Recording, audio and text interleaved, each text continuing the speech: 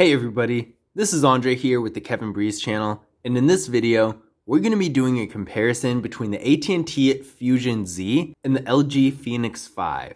Let's get started. So the AT&T Fusion Z has a 6-inch LCD display with a resolution of 720p, a PPI of 268, and an aspect ratio of 18:9. There's a front-facing camera right here on the bezel, and this camera is 5 megapixels. The LG Phoenix 5 has a 5.7-inch LCD display with a resolution of 720p, a PPI of 295, and an aspect ratio of 19:9. There's a water drop notch right here for the front-facing camera, and this camera is also 5 megapixels. So the display of the AT&T Fusion Z is definitely quite a bit bigger. So for content consumption and that sort of thing, it's definitely going to make a difference. Having a larger display is always a good thing. The quality is going to be about the same. The PPI might be a tiny bit different, but it's not really going to make a visible difference in this case. Now, both of these phones have 16 gigabytes of internal storage with microSD card expansion. Honestly, in my opinion, I think this is really bad. You're not going to be able to do a whole lot with this type of storage. So right now, the AT&T Fusion has practically nothing on it. All it really has is the system and a little bit of app data. That's taking up 7.38 gigabytes of space, with 46% of the total space being used. This phone has a little bit more stuff, just basic apps that you would use on a daily basis. And this is taking up 14.52 gigabytes of space, or 91% of the total space. Now, this is pretty bad. You're really not going to have that much space for anything. With microSD card expansion on the LG Phoenix 5, you are limited to 32 gigabytes of space, so you can't really expand it that much more. And if you have a lot of photos and videos, then you're pretty much out of luck as far as that goes once you fill up that microSD card. And with apps, as you can see here, you really can't do a whole lot. So overall, I think the storage situation is pretty bad. Then again, considering the price range of these phones, it's not that surprising. But at the same time, it leaves so much to be desired that it just has to be pointed out. Now, neither of these phones have wireless charging or a fingerprint scanner or face unlock. It's really bare bones as far as this type of feature goes. You're going to be restricted to using a pin or a pattern or something like that.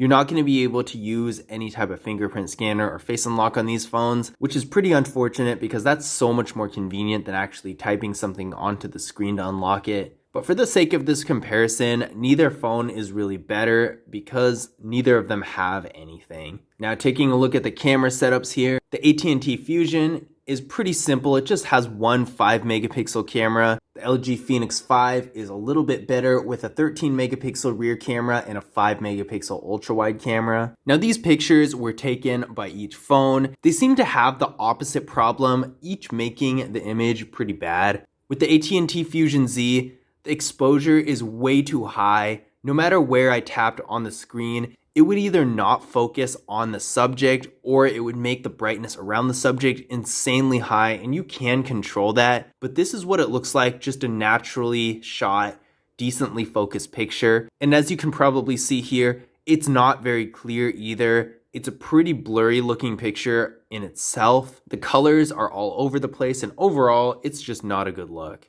With the LG Phoenix 5, the quality was a little bit better and the colors made more sense, but this one was a little bit dim, in fact, too dim for my taste, and overall, the details really aren't that great. So I wouldn't use either of these cameras for anything important. Maybe something like Snapchat where the image disappears anyway, so it's not a big deal. But for any serious pictures, I definitely wouldn't use these cameras. I will give this one to the LG Phoenix 5 just because the quality is a little bit better and it has an ultra wide camera, whereas the AT&T Fusion Z doesn't have anything besides a rear camera. And at that, a rear camera that's basically the same quality as the average front facing camera. Now in video mode, these phones are able to shoot video in up to 1080p. And again, I think the same difference is going to apply with this to video mode as it does with regular photos. The LG Phoenix 5 is most likely going to shoot those better too. So we ran Geekbench 5 benchmark tests on both of these phones. Internally, the AT&T Fusion Z is getting 2 gigabytes of RAM With the Qualcomm Snapdragon 215 processor, it came back with a single-core score of 100 and a multi-core score of 358. Not very fast at all. The LG Phoenix 5 is getting 2GB of RAM with the MediaTek Helio P22 processor. This one came back with a single-core score of 138 and a multi-core score of 489. Now, independently, I would say this one's pretty slow too, but the AT&T Fusion Z is even slower, so I will give this to the LG Phoenix 5. You're not really going to be able to do much more than basic activities like sending text messages and making calls, and then your typical content consumption like video streaming. Other than that, these things are going to run really slowly. For something like web browsing, the web pages are most likely going to be a little bit difficult to load depending on which ones you're on. In addition to that, I definitely wouldn't even attempt to do something like video editing or gaming, just because those activities need so much processing power, and these have almost nothing for processing power. I would say that these phones are definitely not made for a higher end activity. If you are looking for something like that for just a tiny bit more, you can get something like the AT&T Maestro Plus that has so much more processing power than this. In fact, many times more. That's going to be able to do those more high-end activities. Otherwise, these phones are really meant for the most basic activities out there. Now, the AT&T Fusion Z has a 3300 mAh battery that gets about 16 hours of talk time. The LG Phoenix 5 has a 3000 mAh battery that gets 11 hours. So by a little margin, the AT&T Fusion Z does have a better battery.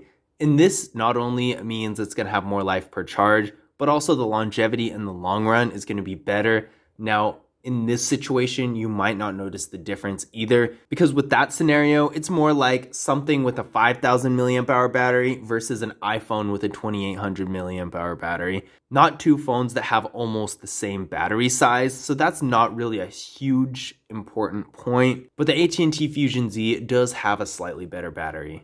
Now, in conclusion, which one of these devices is better? They are pretty much evenly matched, but although the LG Phoenix 5 technically has a better processor and it technically has a better camera, I still will give this to the AT&T Fusion Z, just because even though the LG Phoenix 5 technically does have slightly better specs in certain areas, it's not by much of a margin. The processor is still too weak to do anything the AT&T Fusion Z can't do, and the camera still isn't really what I would consider usable. But on the other hand, the AT&T Fusion Z has a screen that's so much bigger that it's going to actually be a lot more useful for content consumption and that sort of thing than the LG Phoenix 5.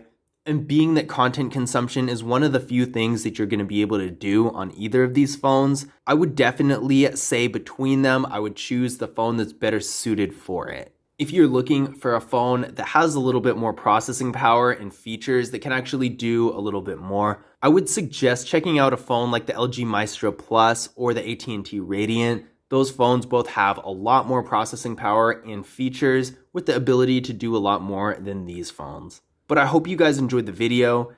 If you did, definitely leave a thumbs up and subscribe, and I will see you guys in the next video.